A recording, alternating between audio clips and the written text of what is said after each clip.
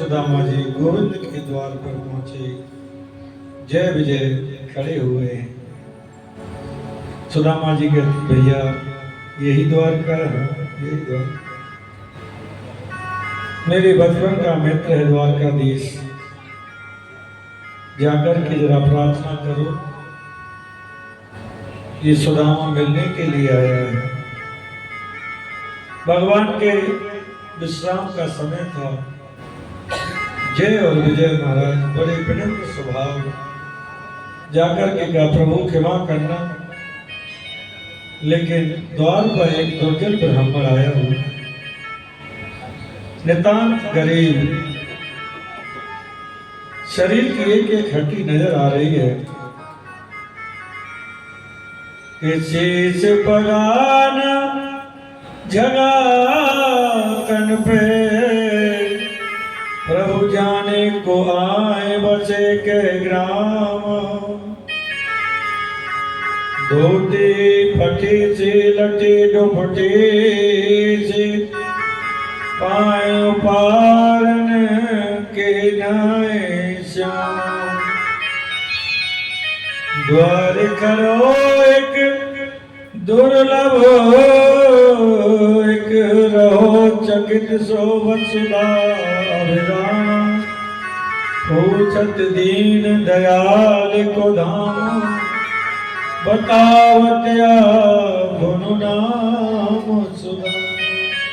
जैसे ही महाराज गोविंद ने सुना सुदामा, महाराज भगवान तो दौड़े, एक दौड़ी पार की, दो दौड़ी पार के महाराज द्वारका में तो हड़कंप आ गया। क्या हो गया? ऐसा कभी हुआ नहीं। गोविंद क्यों इतनी तेज भागे? दौड़ते दौड़ते द्वार पर पहुंचे मेरी गोविंद ने सुदामा को गले से लगाया, फिर महसूस हो गया। देखत सुदामा की दीन दिशा, करुणा करके करुणा निधि रोए। पानी परात सुहात छुओ नहीं, नैनन के जल सो पग धोए। महात्मा सुदामा जी को देख करके गोविंद ने बड़े करुणा कृत की नेत्रों से जल धारा बह रही है। सुखदेव जी कहते हैं, परीक्षित जो गोविंद कभी किसी के लिए इतने रोए नहीं, जो सुदामा की दशा को देख करके रोए। मित्र, तू इतने दिन तक रहा, आया क्यों नहीं? आया क्यों नहीं? बताओ मेरे यार सुदामा रे, गई घड़े दिलों में यार। बताओ मेरे यार सुदामा रे, गई घड़े दिलों में यार। बताओ मेरे यार सुदामा रे, गई घड़े दिलों में। बताओ मेरे यार सुदामा रे, गई घड़े दिलों में यार। मेरे यार सुदामा रे, गई घड़े दिलों में आया।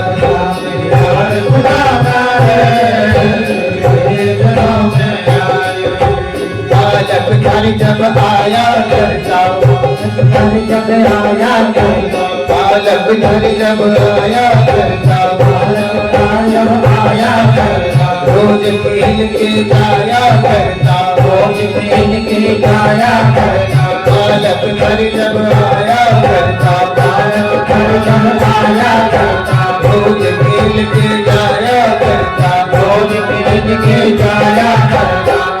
कोई तकरार सुदामा रे, गई घड़े दिलों में आया। सुदामा रे, गई घड़े दिलों में आया। मेरी यार सुदामा रे, गई घड़े दिलों में आया।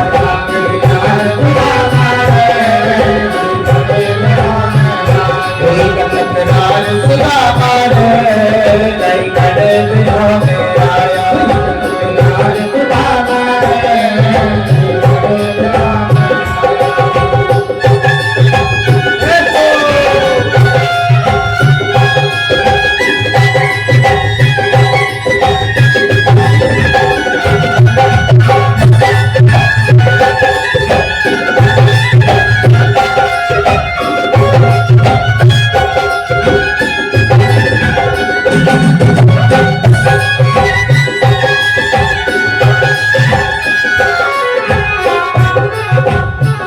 सुना दे कतब कहानी, सुना दे कतब कहानी, सुना दे कहानी। ठोकर पड़ी गई ठोकर खानी, ठोकर पड़ गई ठोकर खानी, ठोकर पड़ गई ठोकर खानी, ठोकर पड़ गई ठोकर खानी। इतने बड़ियाड़ सुदामा रे, गई घड़े दिलों में आया। मेरे यार सुदामा रे, गई घड़े दिलों में आया। सुदामा रे,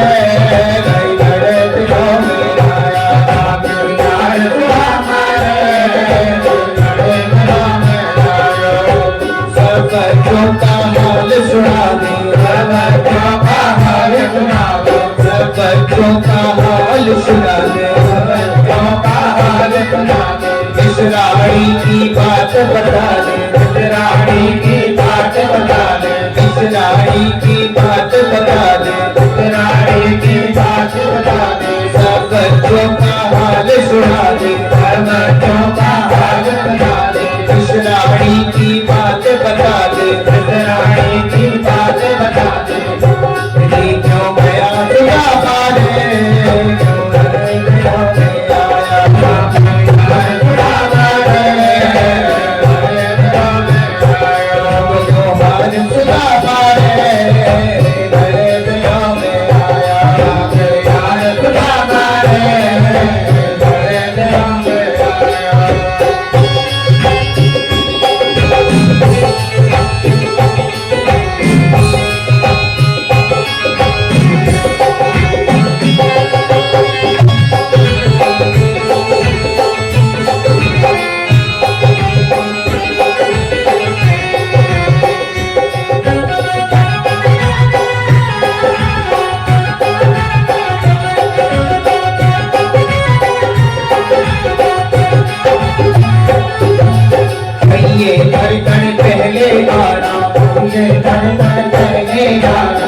ये धड़कन पहले आया, ये धड़कन पहले आया, इतना दुख नहीं पड़ता उठाना, इतना दुख नहीं पड़ता उठाना, ये धड़कन पहले आया, ये धड़कन पहले आया, इतना दुख नहीं पड़ता उठाना, इतना दुख नहीं पड़ता उठाना, क्यों भूला सुना मारे,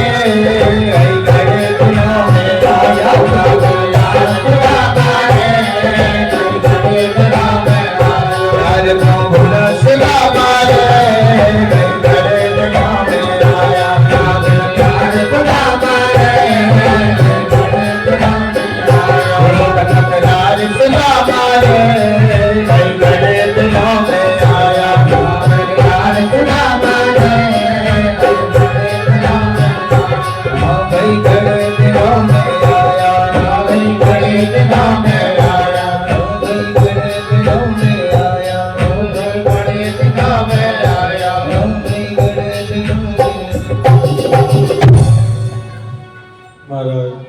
ठाकुर जी सुदामा जी को अंदर लेके गए, सोने के सिंहासन पर गोविंद को बिठाया, स्तवन किया और स्तवन करके जलपान चरण धोकर के पूरी द्वारका में उस जल को छिड़का। भगवान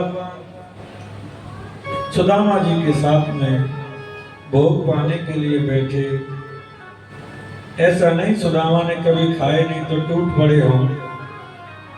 सुदामा ने कही लाला इन पकवान ने खावे देना, भजन में मन ना लगे भैया, मैं तो सूखा टिक्कर खाऊं नमक डाल कर। भगवान बोले सुदामा जी अगर इसी को मेरा प्रसाद समझ करके आप ग्रहण करोगे तो आपके भजन में विघ्न नहीं होगा, बाधा नहीं आएगी। आप प्रसाद के रूप में ग्रहण कीजिए तो अच्छी बात है। कन्हैया ऐसी बात है तो फिर दोनों साथ साथ खाएं। एक वो है जिसकी चरणों की पादुका भी सोने की है और एक वो है जिसके चरणों में पादुका ही नहीं है। कैसी अद्भुत मित्रता है। महाराज भोगपान हुआ, सुदामा जी बैठे हुए हैं, सिंहासन पर विराजमान किया। गोविंद की समस्त पत्नी आकर के बैठी है। माताओं को होता है ना, मित्र आया है, देखे तो सही क्या लेके आया।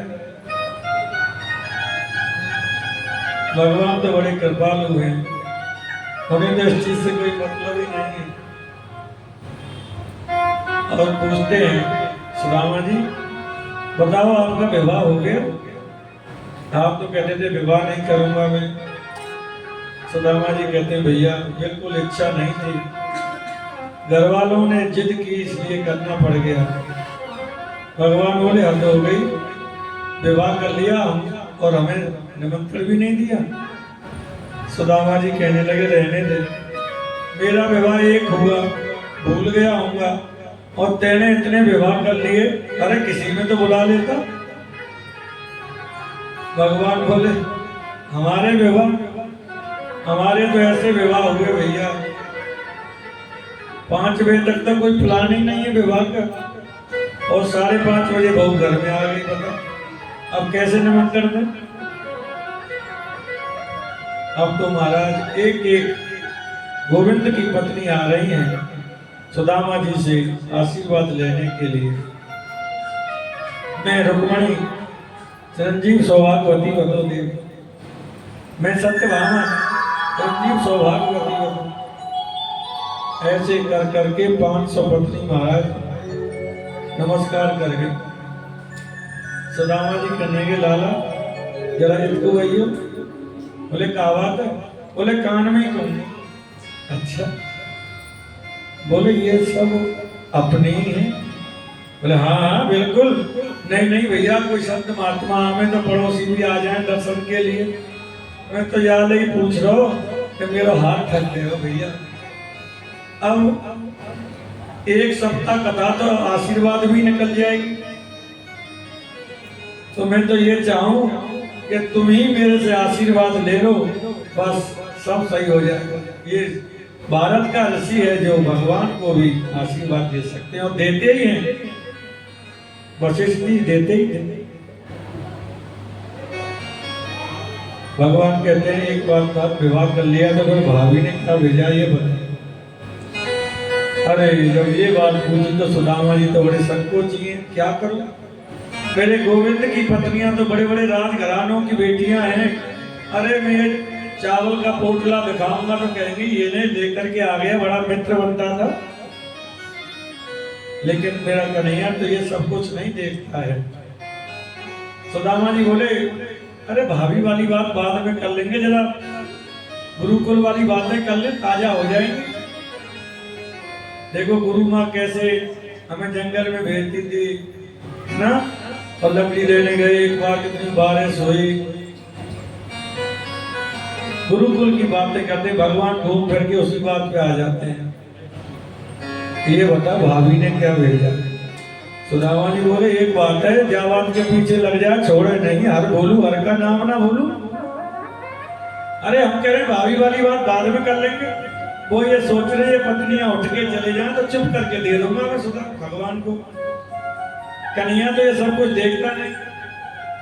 गोविंद सोच रहे कितना संकोची ब्राह्मण है, लेकिन मेरे गोविंद ने जैसे ही हाथ सुदामा की कांख में दिया, निकाला और पोटली को घुमा करके मेरे गोविंद देख रहे, समझ गए, बिना बोले ही सब कुछ समझ गए। पोटली को खोल करके देखा, 5 प्रकार के चावल उसमें। भगवान जान गए सुदामा के घर में एक मुट्ठी चावल भी अपने नहीं है। और मैंने पूछा सुदामा क्या हाल है, तो कहता है गोविंद मेरे बराबर सुखी संसार में कोई नहीं, मेरे बराबर कोई सुखी नहीं। महाराज गोविंद ने एक मुट्ठी चावल खाए। इंद्र जैसा वैभव महाराज सुदामा के लिए, त्रिलोकी का सुख सुदामा के लिए दे दिया। दूसरी मुट्ठी खाई, कुबेर जैसा वैभव सुदामा के लिए दे दिया, लेकिन सुदामा को नहीं पता। तीसरी मुट्ठी खाने वाले थे कि रुक्मणी ने कह दिया बड़े बरस रहे हो, सब कुछ इन्हीं को दे दोगे तो अपने लिए भी रखोगे कि नहीं? तो महाराज भगवान ने भी कह दिया, वो भी ब्राह्मण थे, वो भी पंडित जी थे, चिट्ठी लेके आए थे। हाँ नहीं कहीं घूमती फिरती। ये सारी बातें सारे में हुई। और महाराज सुदामा जी कहने लगे भैया तेरी द्वारका देख ली, बहुत अच्छी तेरी द्वारका है, द्वारका में रहने वाले सभी बहुत अच्छे लोग हैं। अब रास्ता देख लिया, फिर कभी आने का प्रयास करेंगे। ना सुदामा ने मांगा, ना कन्हैया ने दिया, और यदि गोविंद देते तो सुदामा नहीं लेते, पक्की बात थी। सुदामा तो लेने ही नहीं आए थे महाराज। और जो वस्त्र भगवान ने दिए थे ना, वो भी वस्त्र उतरवा लिए सुदामा से। जिन वस्त्रों में आए थे उन्हीं वस्त्रों में वापस भेजा। चलते चलते महाराज सुदामा पहुंचे जहां अपनी कुटिया है, तो वहां देखी हमारी कुटिया कहां चली गई, यहाँ तो बड़े महल बने हुए हैं। सुदामा मंदिर देख डरे, यहाँ तो हती मेरी टूटी झोपड़िया, कंचन महल बने। महाराज महल बना था बहुत सुंदर। गेट पर द्वार पर खड़े हुए हैं। सुदामा जी ने कहा भैया यहाँ हमारी झोपड़ी थी, कहाँ गई हो? बोले हमें नहीं पता। बोले अपने सेठ जी को बुलाओ जरा, मैं उनसे पूछूंगा। मेरी गृहिणी थी, मेरे बच्चे थे, वो कहाँ चले गए?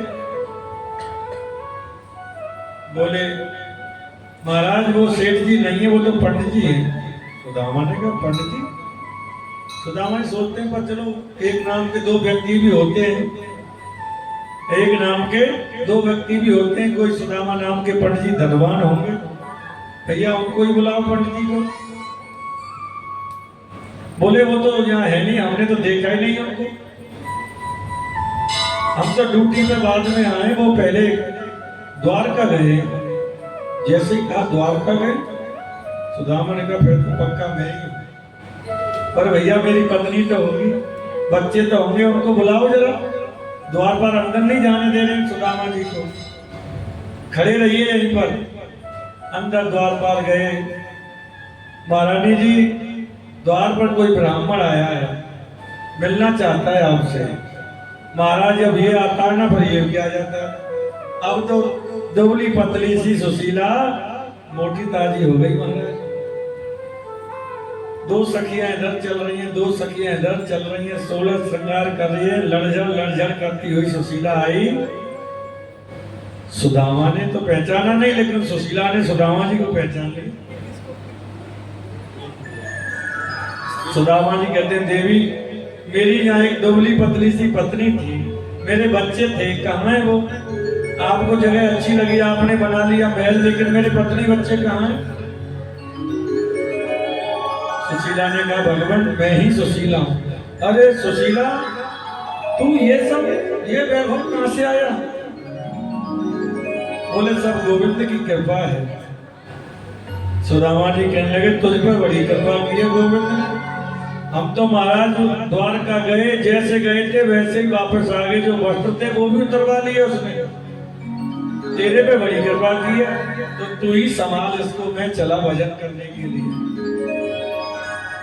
महाराज द्वारका सुदामा जी जैसे ही चले तो अंदर से आवाज आई सुदामा जी।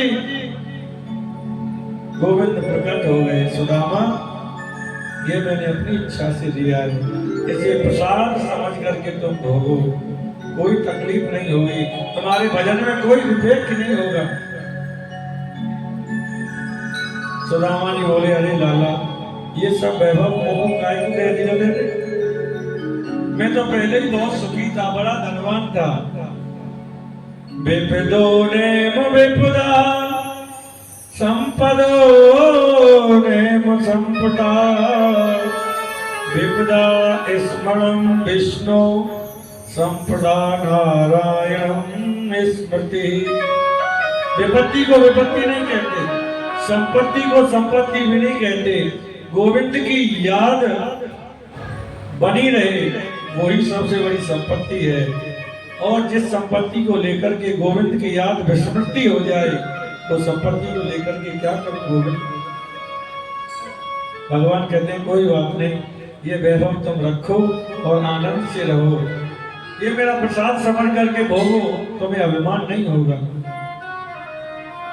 बोले लाला तू बड़ा कृपालु है, बड़ा अद्भुत कृपालु है, आप तो कृपा के सागर हो। नहीं, मैंने तो आपके वैभव को देखा, कल्याण करने वाला है। और सुदामा जी इस ढंग से समाज का कल्याण करो, यह कहकर के गोविंद द्वारकाधीश वहां से अंतर ध्यान हो गए। और इतना वैभव पाकर के भी सुदामा के मन में जरा भी अभिमान नहीं है। और गोविंद के नाम का चिंतन करते करते महाराज गोविंद के धाम को चले गए। कृपा की न होती जो आदत तुम्हारी, तो सोनी ही रहती अदालत तुम्हारी। कृपा की न होती जो आदत तुम्हारी, तो सोनी ही रहती अदालत तुम्हारी।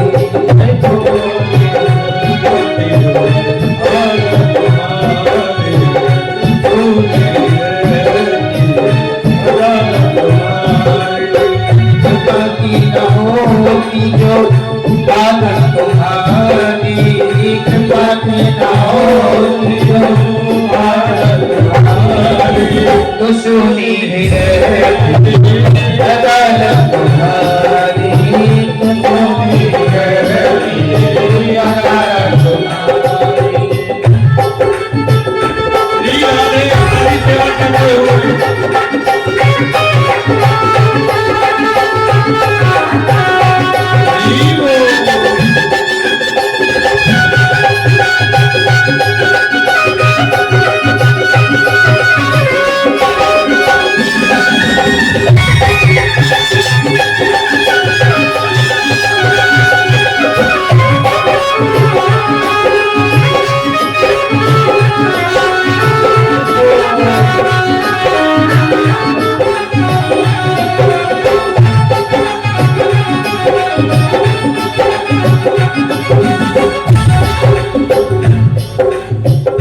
तीनों के दिल में जगह तुम न पाते, तीनों के दिल में जगह तुम न पाते, जो तीनों के दिल में जगह तुम न पाते, तीनों के दिल में जगह तुम न पाते, तो किस दिल में होती इबादत तुम्हारी।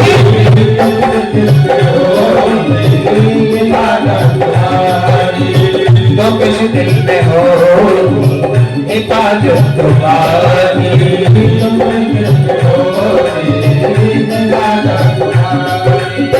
कृपा की न होती जो आदत तुम्हारी,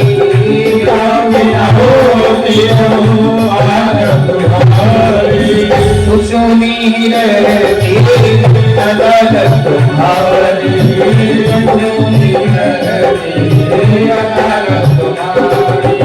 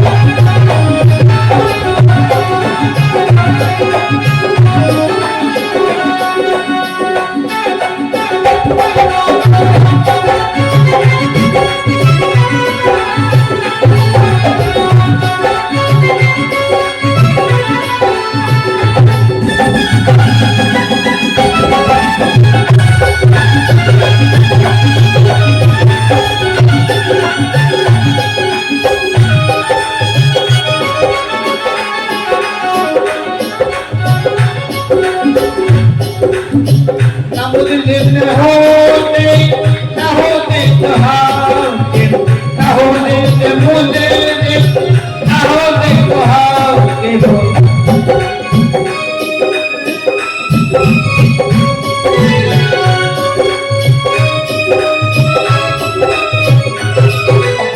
न हम होते मुजरिम, न तुम होते हाकिम, न हम होते मुजरिम, न तुम होते हाकिम। कितना सुंदर लिखा है।